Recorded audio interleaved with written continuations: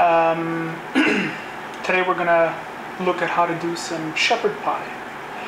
I'm gonna make a few health remarks before we start. I think that often when we're trying to eat healthy, we focus on going on a diet, right? People go on diets and they eat less, and that's what being healthy is. Well, and inevitably it doesn't work. A good diet, as opposed to a diet, is one where you eat consistently, half decently well. So I think a lot of attention gets paid on how you have to eat less, like less calories, but I don't think a lot of attention is paid to the quality of what you eat. So what does that mean?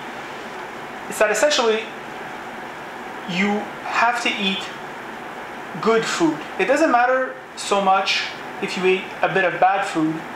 What matters is you get the good food in. Now, the good food is things like celery, things like a broccoli. You can even eat a corn. Corn is very good for you, though corn is used to feed a lot of the livestock. To make shepherd's pie, you need red potatoes. Just want to talk a little bit about celery. Celery is awesome. It's per 3 sticks, 20 calories. Celery is so low in calories because it's such a tough thing to digest. It doesn't mean that you feel bad. It's just a tough thing to digest that your body uses up a lot of energy just to break it down, hence using up energy. So this is really a very good vegetable. Plus it fills you up. So you want good vegetables that are part of your shepherd's pie. When you load up on the vegetables, you're making the shepherd's pie much better. Now the meat is being cooked right now as we speak. Ground beef, a pound and a half of ground beef.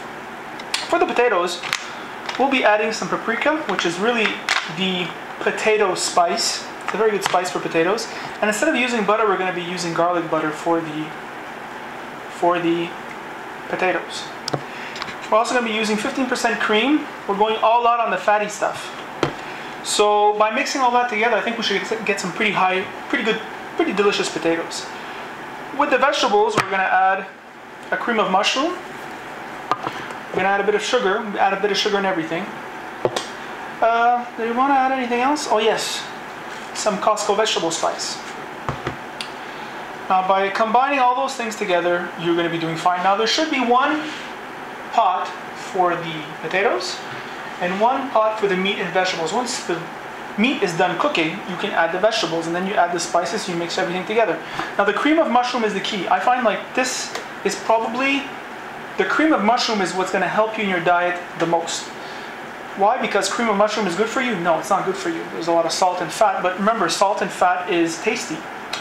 So what you want to do is you want to mix the salt and fat with the vegetables so you get the vegetables in, right? That's always a good combination. People who eat bad eat salt and fat without the good stuff. So for example, if you go fast food, you're getting salt and fat, but you're not getting any vegetables. The key is in your diet. When I say diet, of course, I'm talking about what you eat every day, every week, every year, is to get the most vegetables in. When you get the most vegetables in, you're so far ahead of the game, it's not even funny. Now, celery is admittedly a shitty vegetable to work with. Now, the good thing is it's usually cheap and it comes on special. So that's good. But it's a pain in the ass. It's such a tough vegetable. You know, while I'm cutting this, I spoke to somebody recently about they were sick and they were trying some alternate medicine. You know those health medicines, alternate medicine? To which I replied, if it worked, I don't think they'd call it alternate, they'd just call it medicine, right? So think about that. Think about just common sense when you're doing anything in life. So I'm going to cut out these ones. And of course, we're not in a third world country, so you don't have to eat everything. If the top part is a little bit gross, you can just cut off the first 4 inches and you don't give a shit about the rest. Alright.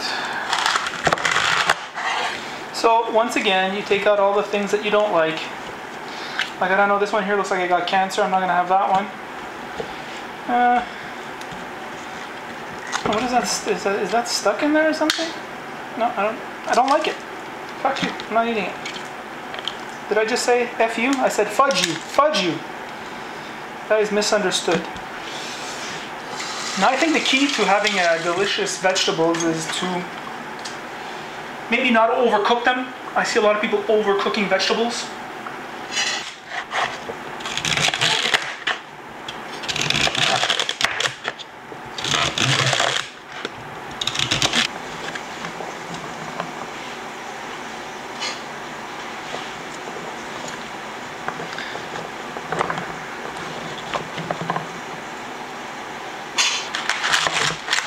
So the next one is the broccoli.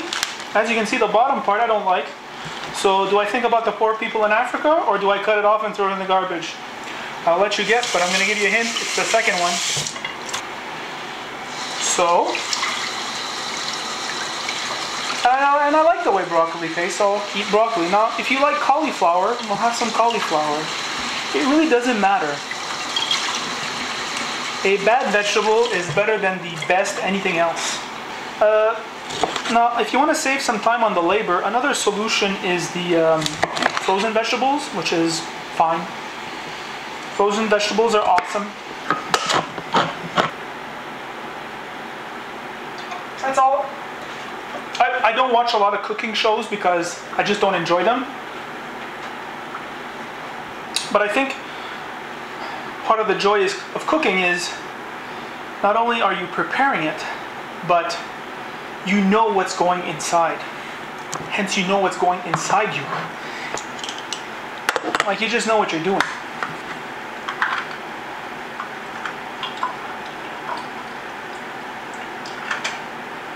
You guys see what I'm doing there? I'm just pressing on the top of the can. I'm pressing on it so that way just to squeeze the water out. I don't want no watery shepherd's pie. Here's the butter. Now don't be afraid to put some butter.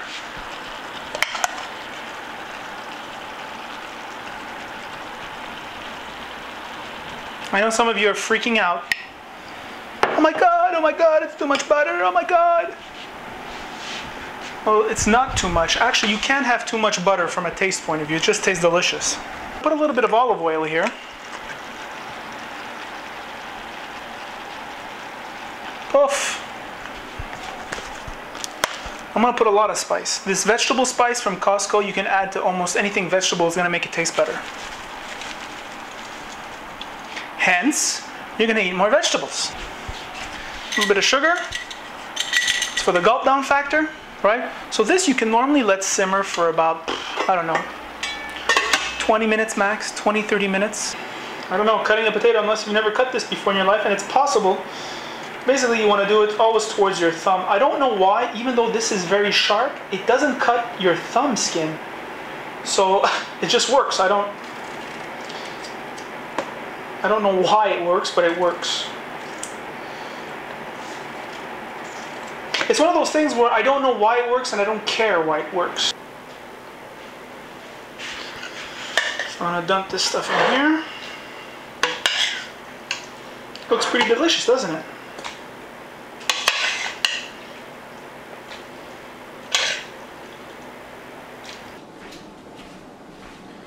Okay, so this is how you check. What you do is you take your fork and you stick them through the potato. And if it these ones are done, you can tell they're falling apart when I stick my fork in it. So you just broke it. This is done. These potatoes are ready to be mashed. Let's get this awesomeness out. Now this is super garlicky, super salty, super fatty. Alright, let's get the cream.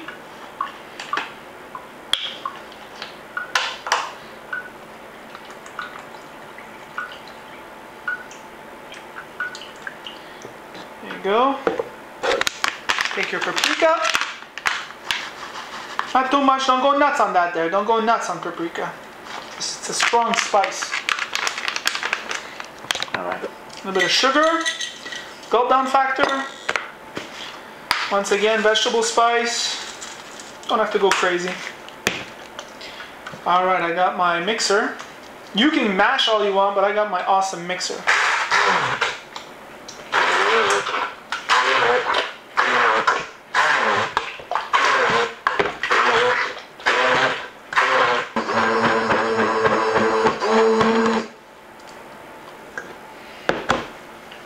Okay, so put the potatoes in here.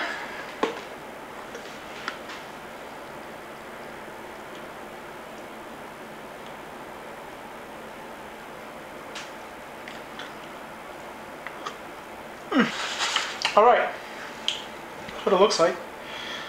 Preheat the oven at 350, put it in there 50 minutes, take it out and you're good. That's it.